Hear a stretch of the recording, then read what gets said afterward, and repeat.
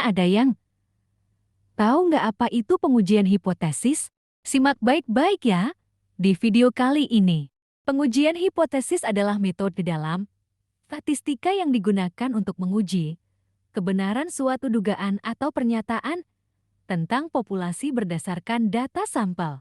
Dalam penelitian, peneliti biasanya membuat suatu hipotesis sebagai dugaan awal mengenai suatu fenomena, kemudian dugaan tersebut diuji menggunakan teknik statistik untuk mengetahui apakah dapat diterima atau harus ditolak.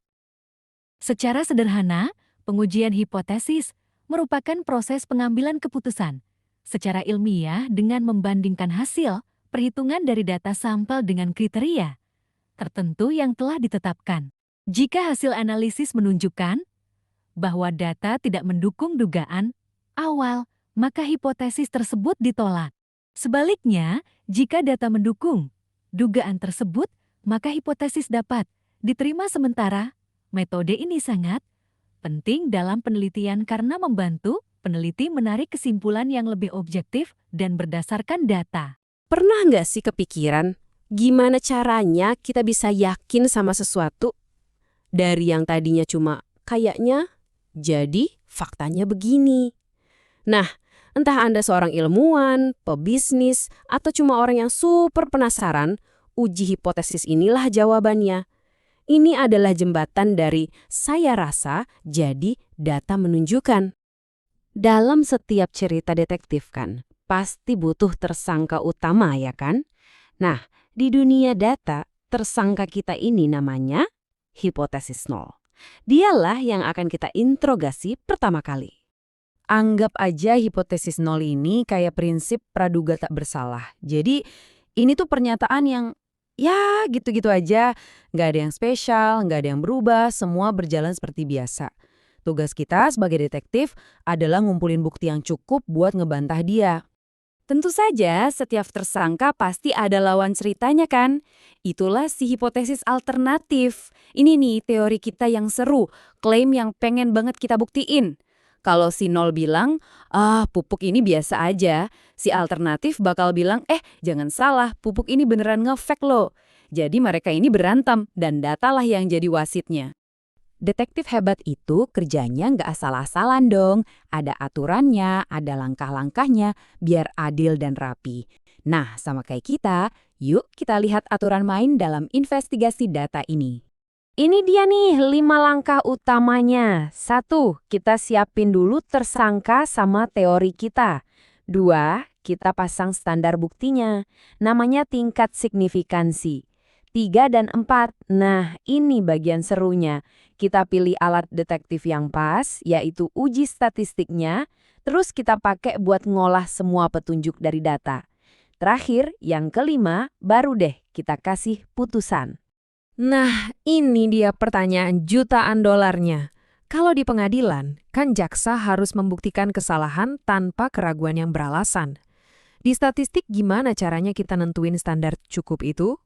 Jawabannya ada di angka ini, tingkat signifikansi, atau biasa disebut alfa. Anggap aja ini garis batas kita.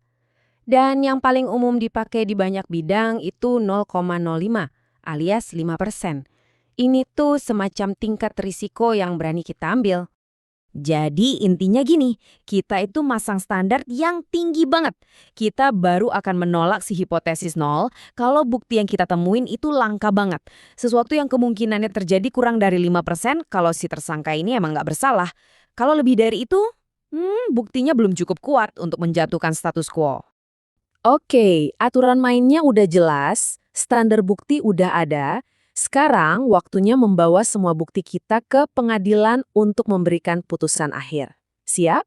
Nah, bukti kunci kita ini namanya p-value. Ini tuh satu angka sakti beneran. P-value ini pada dasarnya ngejawab pertanyaan gini. Seaneh apa sih data yang kita punya sekarang kalau seandainya si hipotesis nol itu beneran gak salah apa-apa? Logikanya simple banget. Kalau p-value-nya kecil, kecil banget, itu artinya data kita ini aneh bin ajaib. Hampir mustahil terjadi secara kebetulan kalau si tersangka emang polos. Ini tuh kayak nemuin sidik jari tersangka di tempat kejadian perkara. Wah, bukti yang kuat banget kan? Dan inilah momen penentuannya. Kita adu bukti kita, si p-value, sama standar kita, si alpha. Kalau p-value-nya lebih kecil atau sama dengan 0,05, boom, buktinya kuat. Kita tolak hipotesis nol. Artinya, teori alternatif kita yang lebih meyakinkan. Tapi, kalau p-value-nya lebih gede dari 0,05, kita gagal menolak hipotesis nol. Nah, ini penting banget ya. Gagal menolak itu bukan berarti si hipotesis nol itu benar. Cuma artinya, bukti kita belum cukup kuat buat nyalahin dia. Itu aja. Tapi tunggu dulu. Nggak ada sistem yang 100% sempurna. Detektif paling jago sekalipun bisa salah langkah. Yuk kita bahas jebakannya dan kenapa walaupun ada resiko, proses ini tuh penting banget. Ini nih mimpi buruknya, ngehukum orang yang gak bersalah. Di statistik ini namanya kesalahan tipe I. Dan tebak apa? Peluang terjadinya kesalahan ini ya persis si alfa tadi. Standar yang kita tentukan di awal.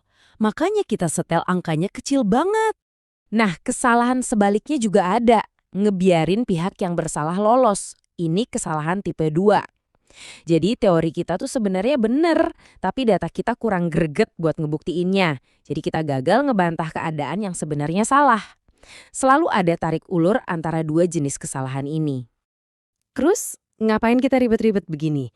Soalnya, ini cara kita buat nggak cuma ngandalin feeling atau katanya. Uji hipotesis ngasih kita kerangka kerja yang objektif buat ngambil keputusan, buat ngetes klaim, dan buat ngebangun ilmu pengetahuan. Ini tuh bisa dibilang tulang punggungnya riset modern, dari bikin obat baru sampai nentuin strategi marketing. Dan sekarang giliran Anda. Dengan bekal baru ini, Anda punya kunci buat jadi detektif data di dunia Anda sendiri. Coba deh pikirin, ada nggak sih klaim yang pengen Anda selidiki atau dugaan yang pengen Anda buktikan? Dunia ini penuh data yang nunggu buat diinterogasi. Jadi, hipotesis apa yang bakal Anda uji pertama kali? Kesimpulan. Pengujian hipotesis merupakan metode statistik yang digunakan untuk menguji kebenaran suatu dugaan mengenai parameter populasi berdasarkan data sampel. Proses ini melibatkan beberapa langkah penting, mulai dari merumuskan hipotesis, menentukan tingkat signifikansi, memilih statistik uji, hingga menarik kesimpulan berdasarkan hasil analisis. Melalui pengujian hipotesis, peneliti dapat mengambil keputusan yang lebih objektif dan ilmiah.